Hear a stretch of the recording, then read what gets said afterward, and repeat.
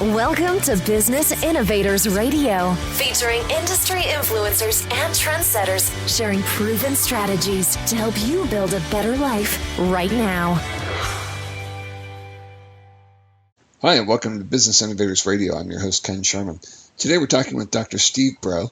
Dr. Broe is a leadership and executive coach that helps business professionals excel and deal with the types of career changes that leaders and entrepreneurs often experience. We'll talk about the types of professionals he's talked to during the research phase of his 2 best-selling books on leadership and transition. Welcome to the show, Steve. Thanks for being on today. Ken, thanks so much for having me.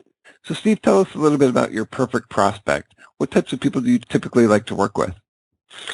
Oh, I like to work with project managers. I like to work with people who are contemplating launching their own business. I like to work with people who are highly educated and have a great deal of knowledge about how they make a difference for their clients, but have worked in a corporate environment and want to make a move to go independent. And that you've written a couple of different books. Tell us about the first book you wrote, Leaders in Transition. Thanks for asking about that. Yeah, Leaders in Transition looked at how do people change careers and become a leader in their work. I spent time talking to 30 different leaders, 30 different people who are making a difference in their work and have changed careers. I talked to an NCIS agent. I talked to a man who was fired from being president of one of the country's biggest candy companies and became a consultant. I talked to an engineer who decided to become a healer, talked to people who became public speakers. So I had a big range of different people who made career changes, and I tried to say, what are the steps these people did that helped them to get ahead in their field so that they could influence other people and make a difference, not just in their own small circle, but expand their circle and have a larger impact. Now, I know Leaders in Transition was an Amazon bestseller, and your latest book as well is a bestseller on Amazon, Leading the Way Up Mount Olympus. Tell us a little bit about Leading the Way Up Mount Olympus and how it's different than Leaders in Transition. Leading the Way Up Mount Olympus is a different book, but I used some of the same process of talking to people about what their experiences were. So I talked to 35 different people who told me that they are successful in what they do and have used leadership skills to make that happen. The idea is, how can leadership skills make a difference in someone's life? And if you want to become a successful person, how will that work? I began by discussing what is success, really. Is it just about having a bank account? And I had some good discussion with the people I interviewed about that, and I came to some conclusions about that. And then I looked at what are the leadership behaviors that make a difference. And then I noted that almost everyone had stumbled sometime in their career. They had some pitfall that set them back a ways, and that after applying some of the principles that they'd learned, they continued to create a success in spite of setbacks. So I looked at a lot of different career choices and how, what people did. I talked to a lady who runs one of Phoenix's largest nonprofit agencies. I talked to a lady who was 20 years old who was a dot-com millionaire and was a cover girl for 17 magazine. I talked to an internationally known author. I talked to a surgeon who invented a new way of conducting surgery using new technology. And again, speakers and business owners and venture capitalists. So I had a broad range of experience going into this book.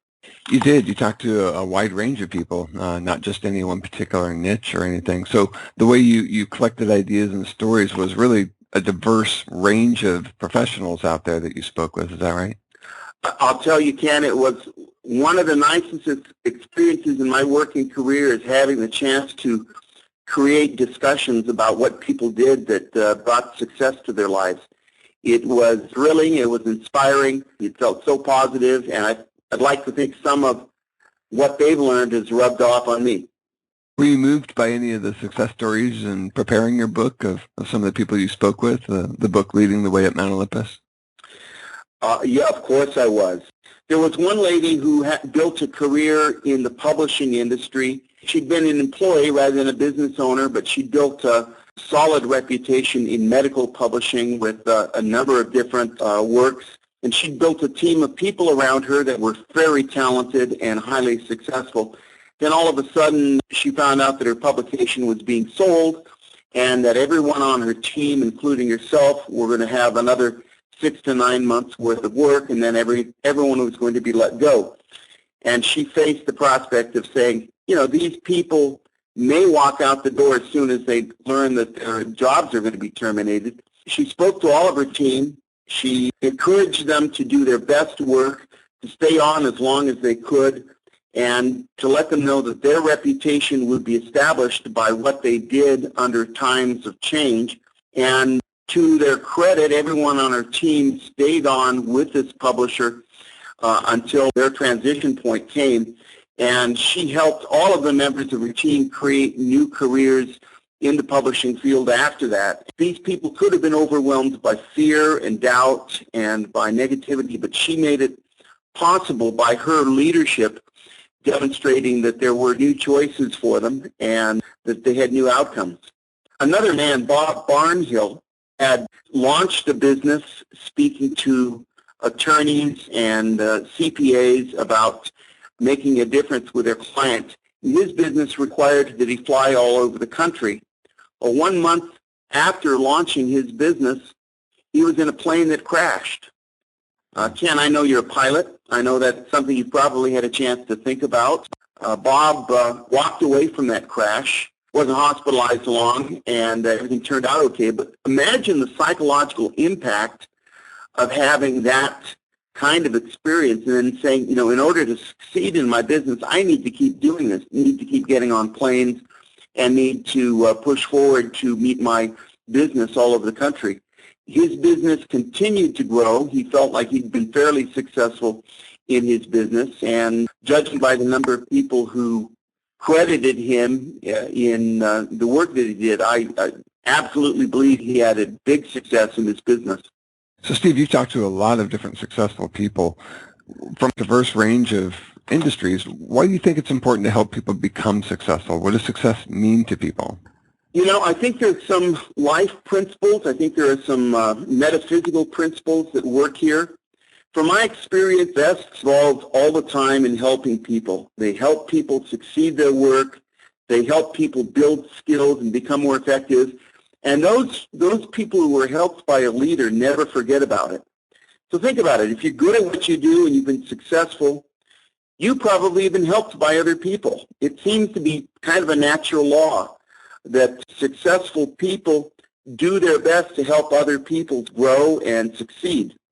The man who founded the National Speakers Association, Cabot Robert, brought speakers together saying, we could fight over jobs that we might want to get and outbid each other in contracts, but instead let's help each other. Let's be friendly, and let's, instead of fighting over a piece of pie, let's make the pie bigger and give ourselves more work and help each other. So I think people who are givers, people who want to make sure other people have more opportunities, I think there's a law of karma. I think there's a law of attraction working that, and I don't know too much about those things, but I think there are some mysteries in life that touch us in the business world, and that when a leader gives of his or her talent and helps people increase their ability, that other people want to be around them. So I like being a giver. I like being around other people who are givers. I think you probably feel the same way, the people you know. You like to be around people who are generous with their spirit and are willing to take time to help you.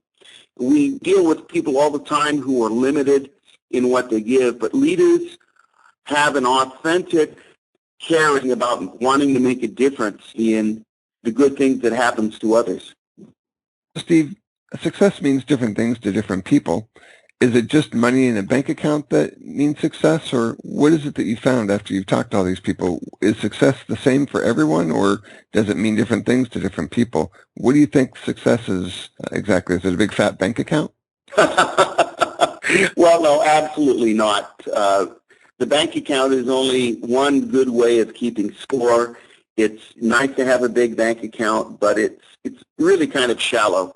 And if you want to have a meaningful life, you've got to direct your energy to making a difference. One of the people I talked to, a man named Ted, said, my idea of success is being able to leave for the summer, let his business continue running.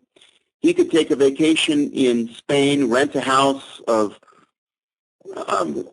middle income lifestyle, spend the summer with his daughter who lived in Spain, and come back to town and find out that his business was not only still running, it was running better than ever.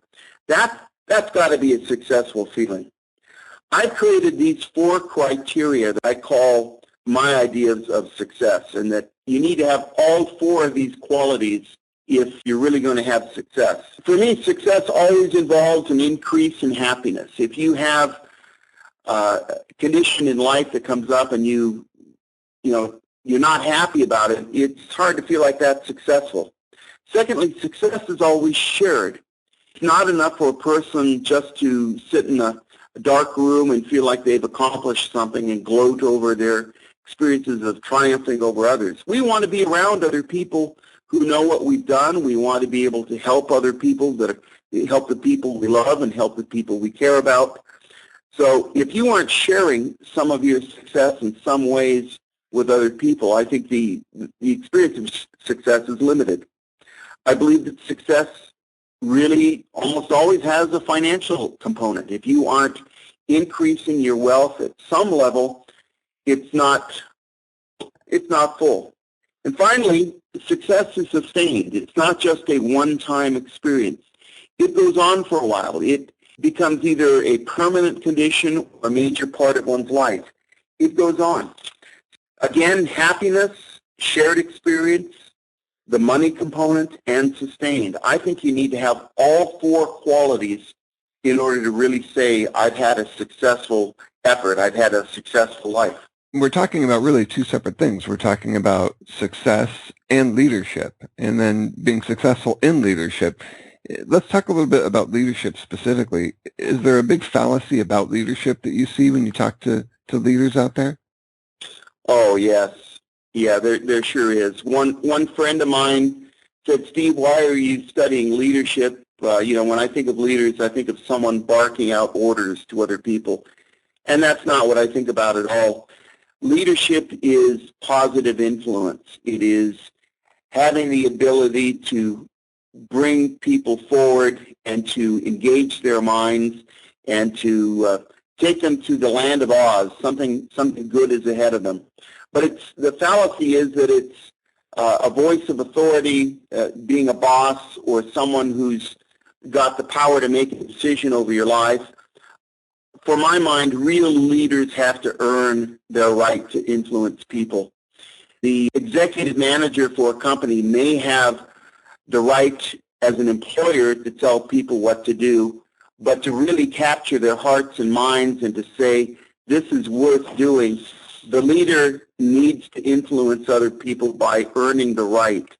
If you haven't earned the right to do this, people will find ways to limit your performance. The people around the leader want a real leader to succeed because they share in that experience.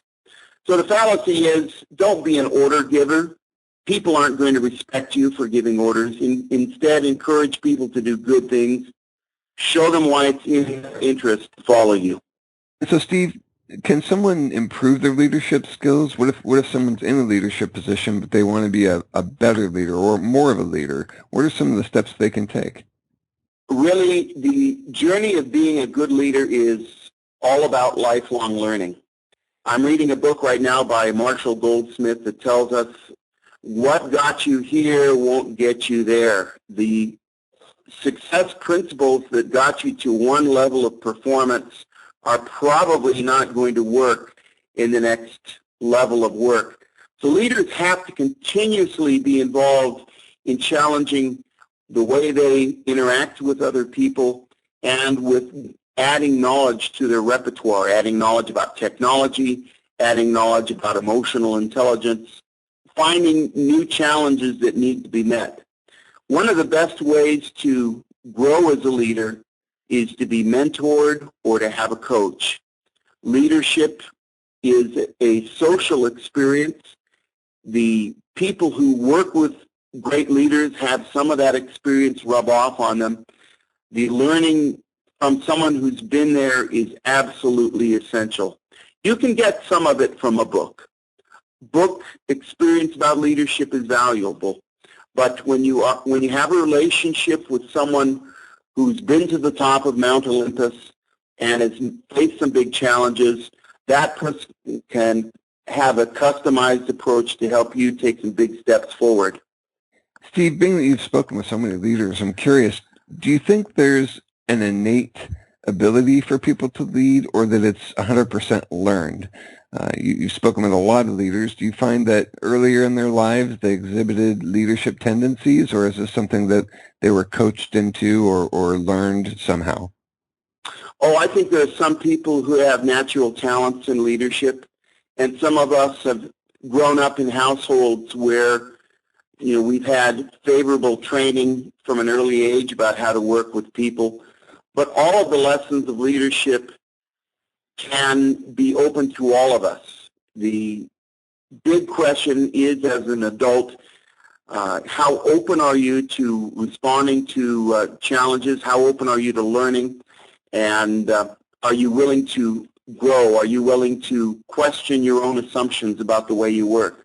I think anyone can go through that. There's some people who seem to have natural talents in that, can't overcome that, but you're dealt a deck of cards of talents in life, and we all have different talents. The best leaders continue to learn, continue to challenge themselves to set new goals. Well, that leads me to my next question. Do you think leaders ever stop being a leader? In a way, I think leaders always know their talents, and they always hold in reserves. Of course, we have time off. We have time for vacations. We have love relationships. That's not about leadership. But the best leaders, I've noticed, spend time with even more powerful leaders and learn from them. So I think there's somewhat of an apprenticeship where leaders follow other leaders and take the lessons from other people who've journeyed farther than they have. So there's real value in building a relationship with other experienced people and being a good follower. Do they stop being a leader? I think they hold their talents very close to them, but the great leaders I've known have shown humility, and they're able to say, right now I'm just being a good follower, and right now I'm trying to learn from someone else. Steve, I know you've got a book of clients that you serve as an executive coach and business coach, and you also teach at a couple of the universities here locally. You're a busy guy. I'm curious, what are you working on nowadays? I've got another book on Mount Olympus concept that I'm working from. I'm looking at the interviews I've already collected, and I'm trying to say, what are the lessons on influence that I can share with the people I know? So right now I'm calling the book Influence from Mount Olympus. I'm looking at ideas like influence starts when you are a good role model. Influence is added when you communicate well. I haven't gotten too far into it, but I'm collecting data from the people I've talked to. And the idea is it'll be a book about influence and showing how influence helps make you a stronger leader. Do you think there's leaders that lack influence? Is influence necessarily part of being a leader? I think it is, Ken.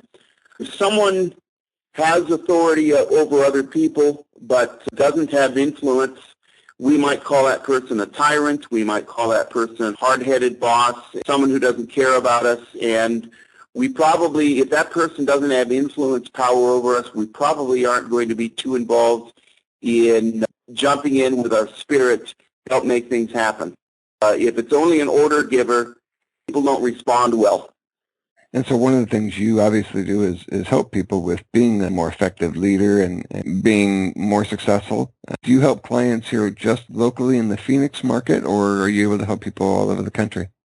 Well, right now my clients are all locally, but I'm open toward helping clients all over the country through electronic communications, voice, and forums. Sure, technology makes that a lot easier these days.